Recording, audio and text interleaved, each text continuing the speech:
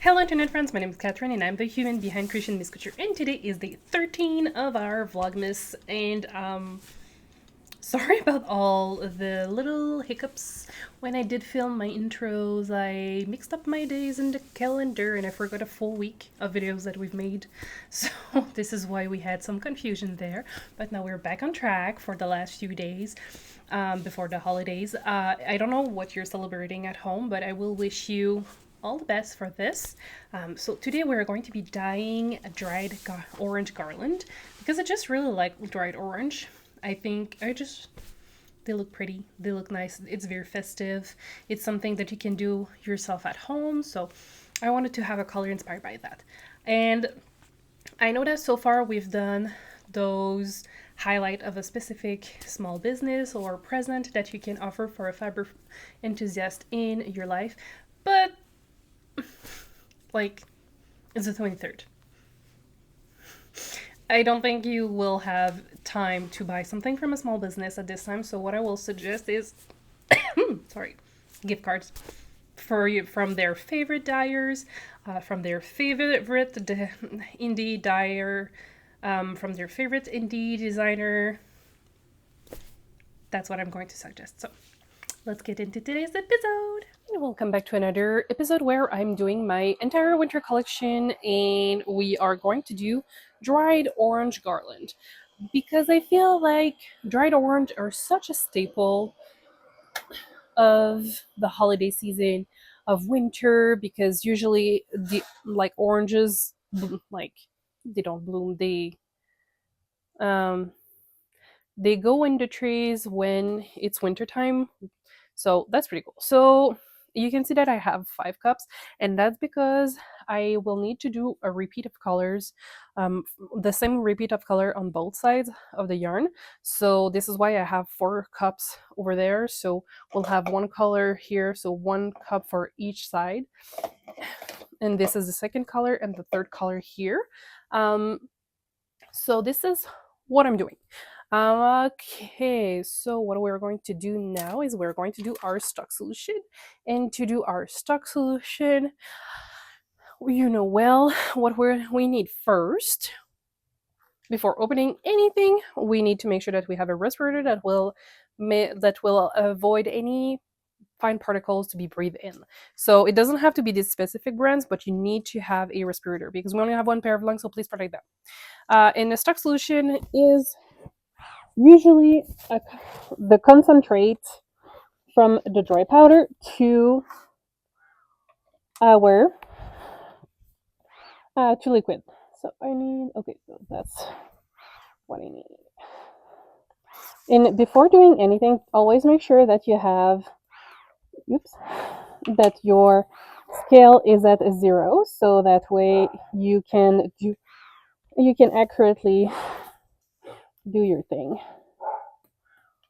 I don't know if you can hear my dog, but he's being spicy today. Apparently, he's not a fan of people.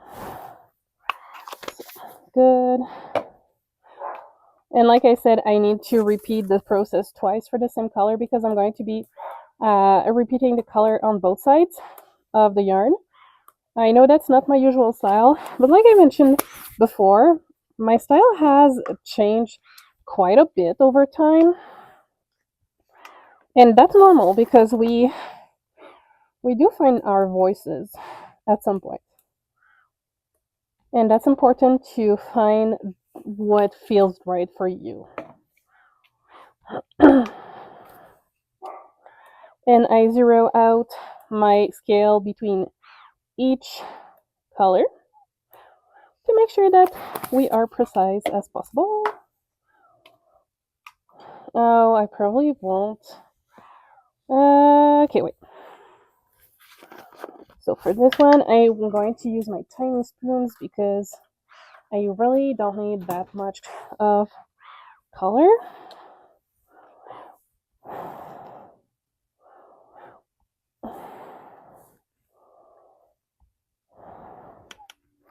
Perfect.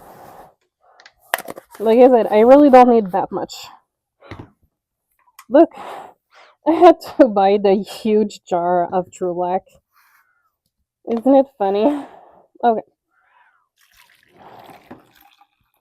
And just that little bit is going to be quite helpful for the final result that I'm going to go for with dried orange garlic. Because the black, what it's going to do, it's going to mute a tiny bit the colors that we're using, so it won't be as vibrant, but it will have this the soft tone of the dried orange slices, because that's what happens when you dry your oranges. Your color will fade from the orange, so we needed that muted tone, slightly more moody, because that's what happens. So like you can see here, it's super vibrant, but I'm going to be cleaning up and it's already more toned down. So this is why we're going with a tiny bit of black at the end. So I need to top up to 400 milliliter because I have 4 skeins of yarn to dye. I'm going to need to grab more water.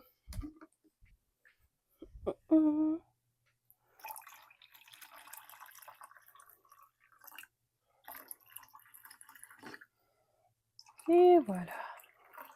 Okay, so now that our stock solutions are done, we're going to go into the pan. So see you there.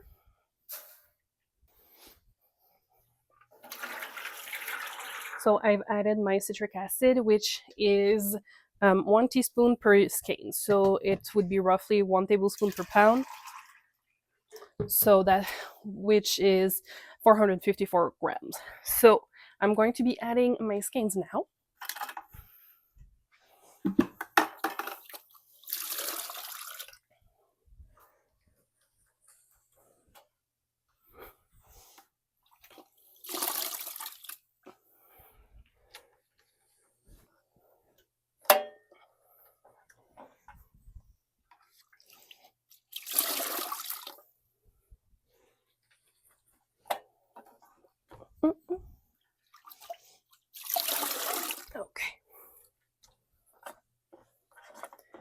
Okay, so that's good. Before adding any source of heat to the skeins, I'm going to start applying the color because we don't have as much liquid as we usually have with the way I usually dye my yarn. And I want to make sure that we don't burn the yarn because we are not going to repeat that, right? There we go. So first color applied. Now we're going to be adding the second color.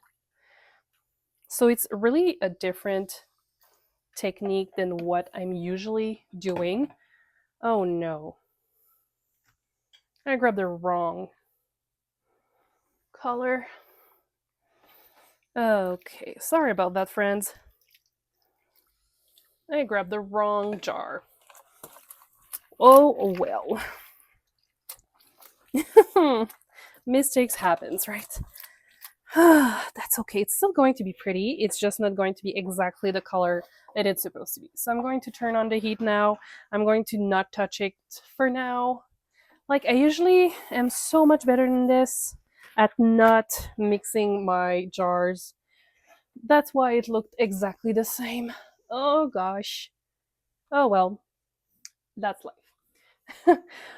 With when life brings you lemon, you do lemonade, or in this case, like orange. Okay.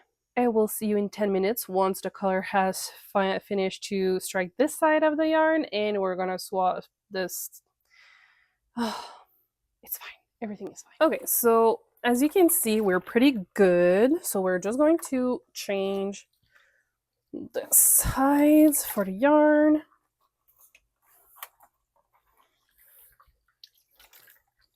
I feel slightly ridiculous to have done the mistake I did, but it's fine.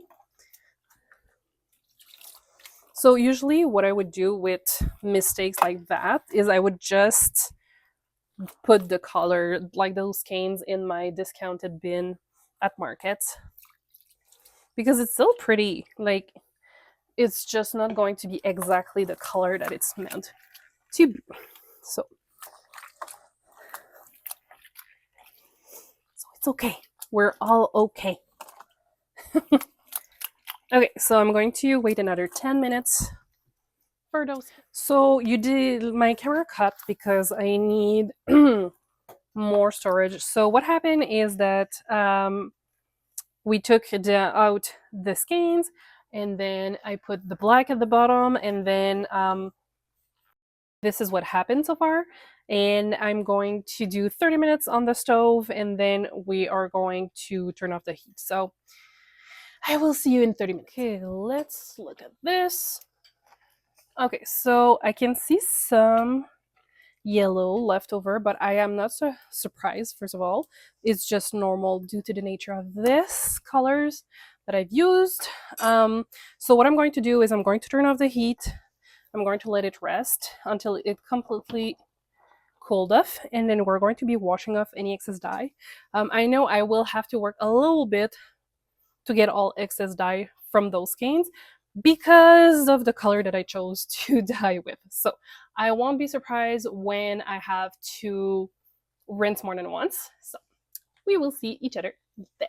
Okay, so I'm going to grab my dried orange Garland skeins of yarn, and even though I messed up my steps and all, I think we're going to be very close to the original color, so we should be fine.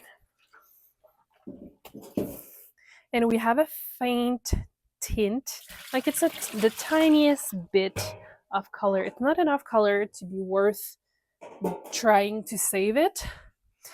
So we're going to let this rest here for about 10 minutes.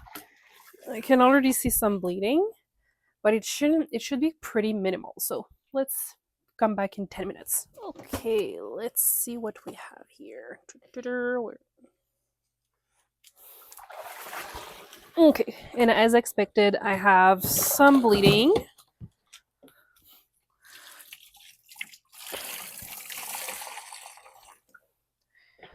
Which I was absolutely expecting due to the nature of the colors I've chosen to work with. So this is just life.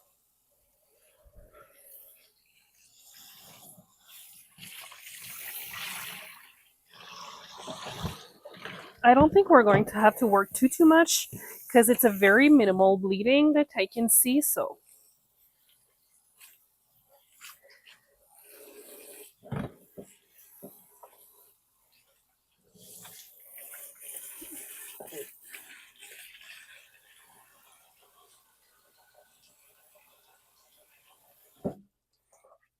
I'm going to let this soak for another 10 minutes, and we're going to come back to see if we need to work it more or not. Okay, let's see. Oh, it's pretty good actually. Yeah, I think we're good to go. So I'm going to put this in my spin dryer, and we're going to let it dry overnight so we can see the final result tomorrow. Okay, so this is a result, and here is the worsted weight we dyed it earlier, and this is what it's supposed to look like. So you see there's quite a big difference in the color, and that is because since I made a mistake when we were dyeing, we had more white spot than we would have if we properly dyed it like this one. So all the white spot turned out a little bit darker than they should have been. So this is why we see those darker. It's still a very pretty color. However, it is not exactly the right color, unfortunately. So this is something that happens when you, I don't know why, because I probably set up my jars next to my workstation, but I was not paying enough attention to what I was doing, unfortunately. So that's life. It's a mistake and we just need to learn from our mistake. So this is also one of the reasons why it's so important, if you want to be able to repeat your colors, to double check your recipe before doing your recipe, and also to properly set up for success your workstation. So I hope you've learned something today, and if you've liked the video, please consider sharing, liking, and subscribing, and I'll see you in the next one very soon. Bye!